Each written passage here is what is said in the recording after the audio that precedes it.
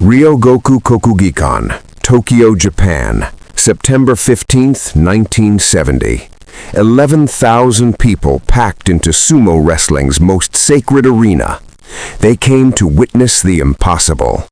In one corner stood Tanaka Yuki, 450 pounds of unstoppable force, the heaviest female sumo wrestler ever officially recorded. 8 years undefeated, 247 consecutive victories, never been knocked down, not once. In the opposite corner, Bruce Lee, 135 pounds, shirtless, barefoot, a size difference of 315 pounds. The photographers couldn't believe it. The press called it a mismatch. The betting houses refused to take wagers. And when a reporter asked Bruce, "How can you possibly compete against someone who's never been knocked down?" he said 7 words that silenced the room. Physics doesn't care about body size. What happened 90 seconds later wasn't just a knockout. It was a physics lesson delivered at 50 feet per second. A single kick, 1.3 seconds, and 450 pounds of immovable mass moved. This is the story of the most analyzed technique in combat sports history, and why scientists are still studying that kick 50 years later. Tokyo in 1970 was a city rebuilding its identity. The Olympics had come and gone. Japan had proven itself to the world, not through war, but through discipline, through tradition, through excellence. And nowhere was that tradition more sacred than in sumo wrestling. Ryōgoku Kokugikan was more than an arena. It was a temple, the spiritual home of sumo. Every match held there carried the weight of centuries. The clay ring, the dohyo, was consecrated with Shinto rituals. Salt was thrown to purify the space. The wrestlers stopped to drive away evil spirits. Sumo wasn't just sport, it was religion, and the Japanese Sumo Association protected it fiercely. But in September 1970, they made a rare decision. They organized an East meets West exhibition, a cross-discipline event, traditional Japanese martial arts versus foreign fighting systems. It was controversial. Purists hated it. They believed sumo should never be compared to other arts, that it existed on a higher plane. But the younger generation was curious. They'd seen karate tournaments. They'd heard about kung fu. They wanted to know, could tradition stand against innovation? The original matchup was supposed to be Bruce Lee versus a karate champion, a 7th Dan master who'd agreed to demonstrate traditional striking against Bruce's hybrid system. But 3 days before the event, the karate champion withdrew. Officially due to injury, unofficially because he'd seen footage of Bruce moving and realized he was outmatched. The producers panicked. The event was sold out, 11,000 tickets, international press coverage. They couldn't cancel. Someone suggested a radical idea. What if we bring in a sumo wrestler? Not a male wrestler, that would violate too many protocols, but a female wrestler. Someone outside the traditional male sumo hierarchy. Someone who could participate in an exhibition without dishonoring the sacred rituals. There was only one choice: Tanaka Yuki. At 28 years old, Yuki was a phenomenon. She had started training at age 12, when women's sumo was still underground, not officially recognized, practiced in small gyms, dismissed by purists as novelty.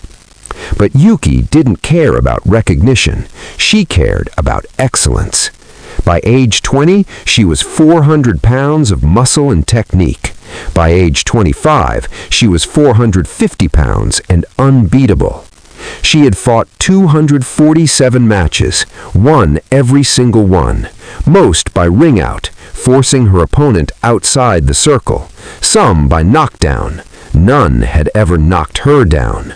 Because when you're 450 pounds with a center of gravity lower than most people's knees, and you've trained your legs to support and move that mass with explosive power, you don't get knocked down. You're a mountain, and mountains don't fall. When the producers approached her, she didn't hesitate. Yes, I'll fight Bruce Lee. Not because she wanted fame, but because she wanted to prove something. That women's sumo was legitimate, that size and traditional training could overcome speed and foreign techniques, that the old ways still worked. The press conference was chaos. Photographers swarmed. Yuki stood on the scale, 450 pounds. Bruce stepped up next, 135 pounds. 315-pound difference. The photos dominated newspaper front pages across Japan. Some headlines called it David versus Goliath. Others called it the impossible match. A British journalist asked Bruce the question everyone was thinking. Mr. Lee, Tanaka-san has never been knocked down in 8 years. How do you possibly compete against that? Bruce smiled calmly. Weight is one variable. Momentum, leverage, mechanical principles, equally important. A 450-pound mass moving slowly has a certain force. A 135-pound mass moving with correct velocity at the optimal angle can generate comparable impact. Physics doesn't care about fighting styles or body size. The room went quiet. Yuki, sitting beside him, translated the words in her head. Then she smiled too. Not mockingly, with respect. This man understood something most fighters didn't. September 15th arrived. The Kokugikan was packed. 11,000 people. Sumo traditionalists, martial arts enthusiasts, curious civilians, foreign journalists. This wasn't just a match, it was a cultural moment. Yuki entered first. She wore a mawashi, the traditional sumo belt, modified for her frame. Her entrance was ceremony. She performed shiko, the ritual leg stomps, each one shaking the platform. She threw salt onto the doyo for purification. She bowed to the shrine. The crowd roared. She was theirs, their champion, their proof that tradition worked. Then Bruce walked out. No ceremony, no ritual, just black pants, barefoot, shirtless. His muscularity was visible, lean, defined, every muscle serving a purpose. He looked tiny next to Yuki, but when he walked to the center of the ring and bowed, not the casual bow of a foreigner, but a deep, respectful bow that acknowledged the sacredness of the space, the crowd quieted. This man understood respect. The referee explained the rules, modified for safety. No ring-outs, too dangerous with the size difference. No strikes to the throat or spine. Match ends with knockdown, submission, or 3-minute time limit. Both fighters nodded. The bell rang. Yuki advanced immediately. Her strategy was simple. Close distance, use her mass, overwhelm him. She launched into tsupari, rapid palm thrusts, a sumo technique designed to push opponents back, disrupt their balance, create openings. Bruce moved laterally, not retreating, circling, studying. Each thrust Yuki threw, Bruce avoided by inches, not wasting energy, just observing. She tried no dawa, a throat push designed to lift an opponent off balance. Bruce deflected it with a Wing Chun Tan Sao, redirecting her force to the side. She attempted mawashi, grabbing his body to lift and throw him. But Bruce's footwork kept him mobile, slipping her grip, staying just outside her optimal range. Yuki was frustrated now. She'd never faced someone this elusive. Most opponents tried to match her strength. Bruce wasn't playing that game.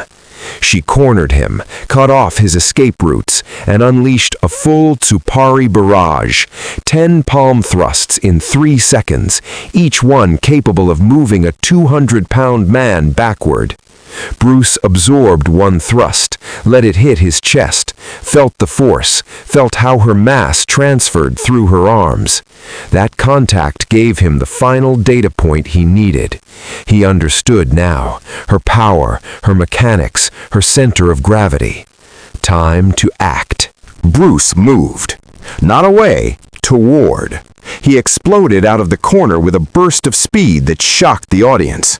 3 steps, fast, purposeful. First step, closing distance. Second step, angling his body. Third step, planting his left foot, turning his body sideways. His right knee chambered, hips rotated, kinetic chain activating, foot, ankle, knee, hip, core, shoulder, all moving in sequence. Spinning back kick, the most powerful kick in martial arts when executed correctly, because it uses the entire body's rotation to generate force. Bruce's heel traveled in an arc, accelerating, faster, faster.